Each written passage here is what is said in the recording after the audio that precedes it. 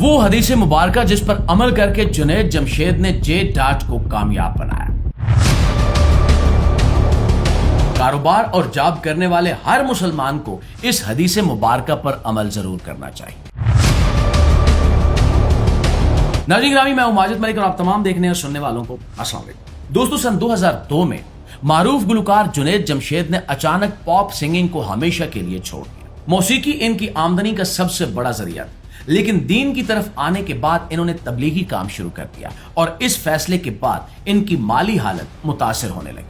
انہوں نے کئی کاروبار شروع کرنے کی کوشش کی لیکن کامیابی حاصل نہ ہو سکی۔ آہستہ آہستہ مشکلات بڑھنے لگیں اور مالی دباؤ بھی بڑھ گیا۔ ایسے وقت میں انہوں نے اپنے ایک کاروباری ساتھی کے ساتھ مل کر ایک معروف عالم دین سے مشورہ کرنے کا فیصلہ کیا۔ جب وہ ایک عالم دین کے پاس پہنچے تو انہوں نے اپنی پریشانی بیان کی اور کاروبار میں کامیابی کا راستہ پوچھا۔ عالم دین نے انہیں ایک ایسی حدیث سنائی جس نے ان کی سوچ بدل کر رکھی۔ دوستو، حدیث میں ایک شخص کا ذکر آتا ہے جو ایک صحرا میں جا رہا تھا۔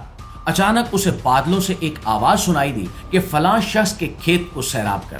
پھر بادل ایک مخصوص جگہ پر برسے اور بارش کا پانی ایک نالے کے ذریعے ایک کھیت تک پہنچ گیا۔ وہ شخص تجسس میں اس پانی کے پیچھے چل پڑا اور آخرکار ایک کسان کے پاس پہنچ گیا جو اپنے کھیت کو پانی دے رہا تھا۔ اس نے کسان سے اس کا نام پوچھا تو حیرت کی بات یہ تھی کہ وہ وہی نام تھا جو اس نے بادلوں سے سنا تھا۔ اس نے کسان سے پوچھا کہ تم ایسا کون سا عمل کرتے ہو جس کی وجہ سے اللہ تعالیٰ نے تمہارے لیے بادلوں کو بھیج دیا ہے؟ کسان نے جواب دیا کہ میں اپنی آمدنی کے 3 حصے کرتا ہوں۔ ایک حصہ گھر والوں پر خرچ کرتا ہوں، دوسرا حصہ اپنے کھیت اور کاروبار پر لگاتا ہوں اور تیسرا حصہ غریبوں، مسکینوں اور یتیموں میں تقسیم کر دیتا ہوں، اور یہ عمل میں ہمیشہ سے کرتا آیا ہوں۔ پیارے دوستو، یہ حدیث سنانے کے بعد عالم دین نے جنید جمشید اور ان کے ساتھی کو 3 اہم مشورے دیے۔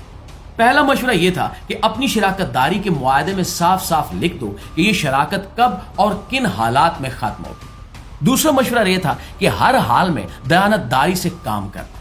انہوں نے بتایا کہ جب 2 لوگ دیانت داری کے ساتھ کاروبار کرتے ہیں تو اللہ تعالیٰ کی مدد ان کے ساتھ ہوتی ہے، لیکن جب بددیانتی شروع ہو جاتی ہے تو برکت ختم ہو جاتی ہے۔ اور دوستو، تیسرا اور سب سے عام مشورہ یہ تھا کہ اپنے منافع کا ایک حصہ اللہ کی راہ میں خرچ کرو، غریبوں، یتیموں اور ضرورت مندوں کی مدد کرو اور صدقہ خیرات کو اپنے کاروبار کا مستقل حصہ بنا لو۔ جنید جمشید نے ایک انٹرویو میں بتایا کہ انہوں نے پہلے دن سے ان مشوروں پر عمل کرنا شروع کر دیا۔ اس کے بعد ان کے کاروبار نے حیران کن ترقی شروع کر دی۔ کراچی کی طارق روڈ پر ایک چھوٹے سے سٹور سے آغاز کرنے والا یہ کاروبار آہستہ آہستہ ایک بڑے برانڈ میں تبدیل ہو گیا۔ بعد میں اس کی شاخیں پاکستان کے علاوہ کینیڈا، امریکہ، یورپ اور مشرق وسطیٰ کے مختلف ممالک میں قائم ہو۔ J dot fragrance, J dot cosmetics, J dot footwear اور دیگر برانڈز اسی کامیابی کی مثال ہے۔ ناظرین، جنید جمشید ہمیشہ اس بات کا ذکر کرتے تھے کہ کاروبار میں صرف محنت کافی نہیں ہوتی، بلکہ دیانت داری، نیک نیتی اور اللہ کی راہ میں خرچ کرنا بھی کامیابی کے اہم راز ہے۔ ان کی کمپنی آج بھی اپنے منافع کا ایک بڑا حصہ فلاحی کاموں پر خرچ کرتی ہے، اور یہی وجہ ہے کہ ان کے انتقال کے بعد بھی ان کا کاروبار مسلسل ترقی کر رہا ہے۔ پیارے دوستو، اس واقعے سے ہمیں یہ سبق ملتا ہے کہ اگر انسان اپنے رزق میں سے کچھ حصہ اللہ تعالیٰ کی رضا کے لیے خرچ کرے، لوگوں کے ساتھ ایمانداری سے پیش آئے اور اپنے معاملات صاف رکھے، تو اللہ تعالیٰ اس کے کاموں میں ایسی برکت دیتا ہے جس کا وہ خود بھی تصور نہیں کر سکتا۔